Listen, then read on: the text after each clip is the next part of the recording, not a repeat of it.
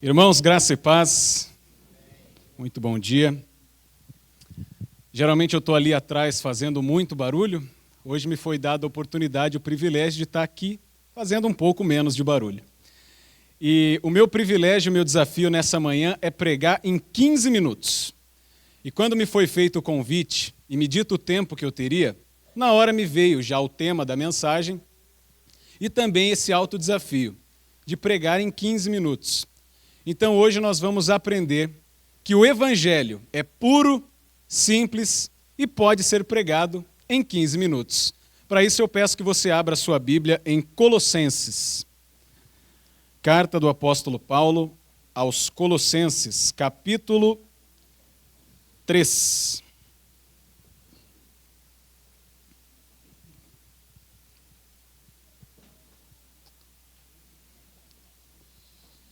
Mentira. Romanos, capítulo 1.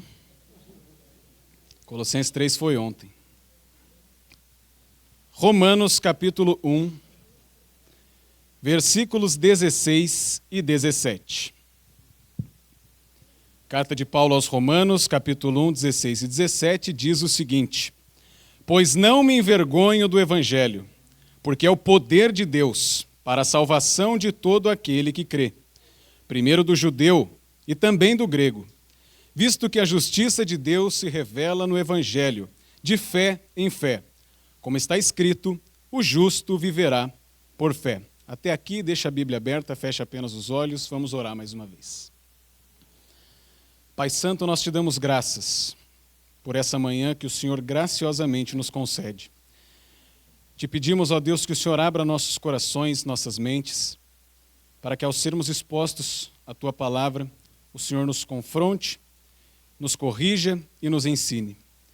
Guarda tudo que é nosso, que está dessa porta para fora, para que venhamos nos concentrar ao que acontecer nesse lugar e que seja tudo tão somente para a honra e glória do Teu nome.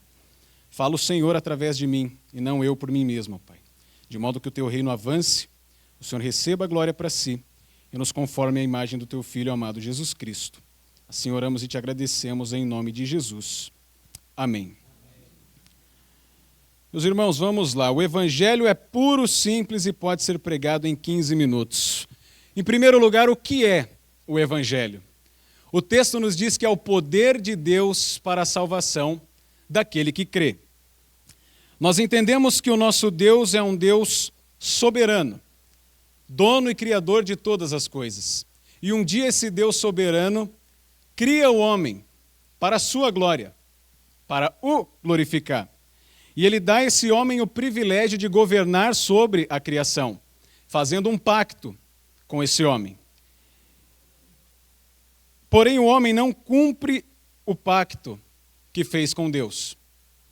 E nesse momento, entra na humanidade e na terra os nossos dois maiores inimigos, a saber, o pecado e a morte.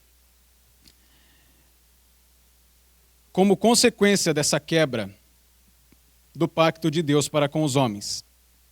Porém, na mesma passagem em que o homem quebra o pacto que fez com Deus, Deus já anuncia o seu plano glorioso de redenção.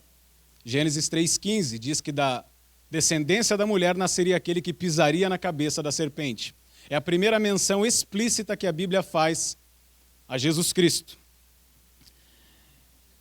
E esse plano de redenção, esse plano de salvação é feito da maneira mais miraculosa e espetacular de todas, a saber, o Evangelho. E nós vamos entender um pouquinho melhor agora.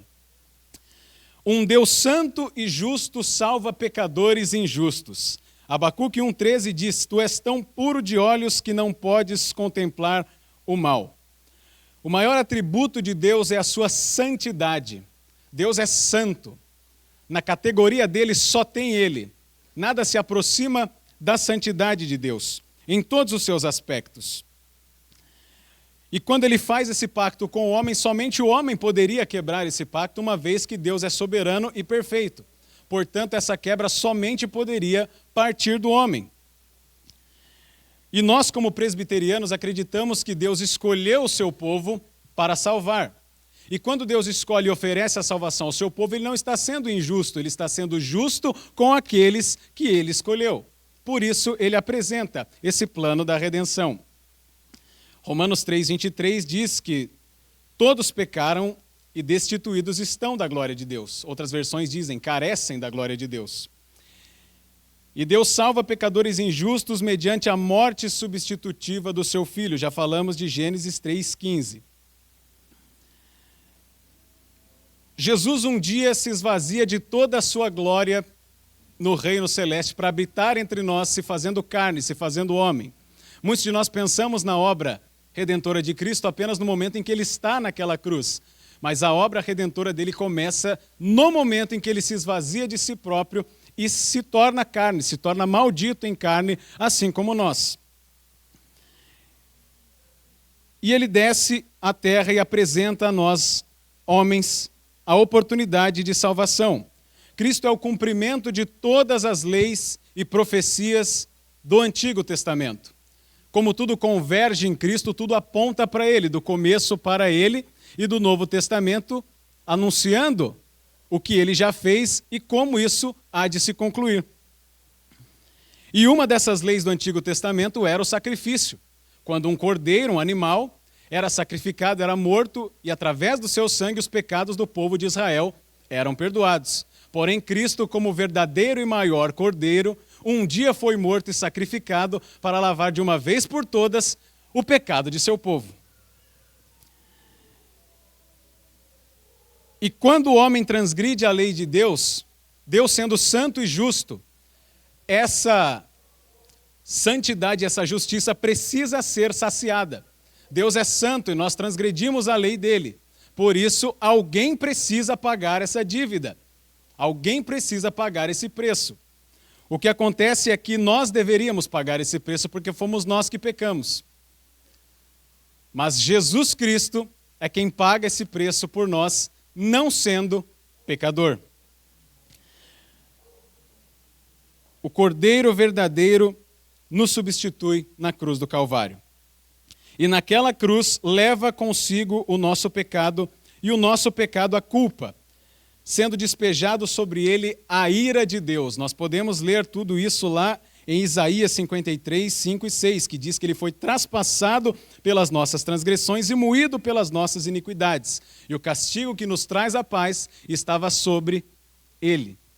Cristo, sendo o único que não pecou, morreu como um pecador para salvar todos aqueles que pecaram.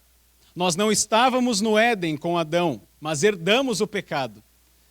De modo que por um só homem entrou o pecado no mundo. Mas nós também não estávamos na cruz, no lugar de Cristo, mas herdamos a graça. Do mesmo modo que por um só homem entrou o pecado no mundo, por outro homem entra a salvação, a saber, Jesus Cristo. E quando a ira de Deus é despejada sobre Cristo, Deus satisfaz a sua justiça. E agora ele pode ser justo e justificador daquele que crê.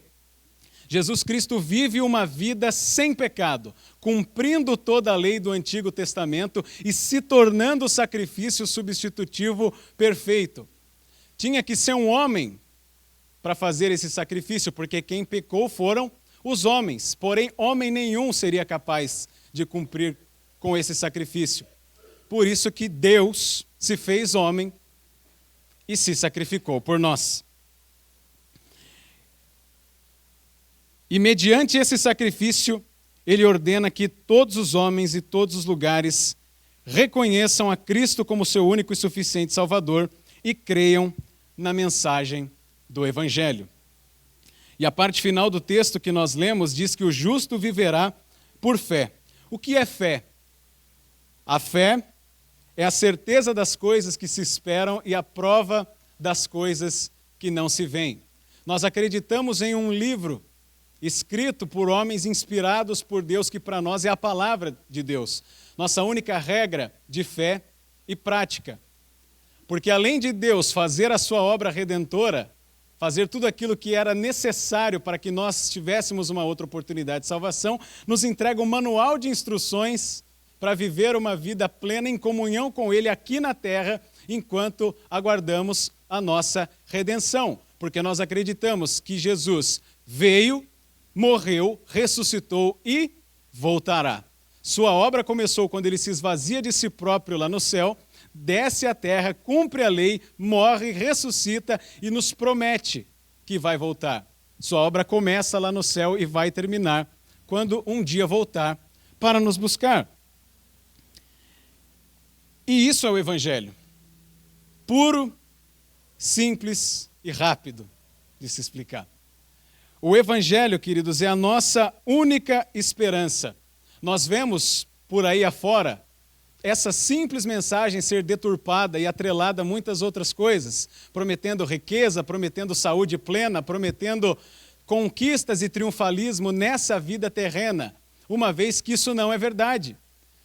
A Bíblia não nos promete a melhor vida aqui na terra, não nos promete prosperidade 100% do tempo, uma saúde plena em 100% do tempo, mas ela nos dá a esperança de que a nossa maior questão, o nosso maior problema já foi resolvido 2023 anos atrás naquela cruz. E não foi por nós, foi por Jesus Cristo. Quando Jesus cumpre toda a lei e paga pela lei, ele resolve o nosso primeiro problema e vence o nosso primeiro inimigo, o pecado. O único que não foi pecador foi morto, sacrificado, se fazendo pecado. E quando o nosso segundo inimigo acha que havia vencido, Jesus ressuscita e vence o nosso segundo inimigo, que é a morte. Por Adão entrou o pecado e a morte no mundo, mas por Cristo o nosso perdão e a vida eterna. Por isso que o Senhor nos enviou a Cristo Jesus, porque a nós não era possível pagar a nossa dívida perante a Deus. Então, no grande dia, quando o Senhor vier em poder e em grande glória para nos buscar e nós nos apresentarmos perante o trono branco de Deus, não seremos nós que nos apresentaremos, será o nosso substituto. Aquele que pagou a nossa dívida por nós, Cristo Jesus. Havemos de chegar perante Deus com as nossas vestes sujas, imundas, mergulhadas em pecado e em maldade.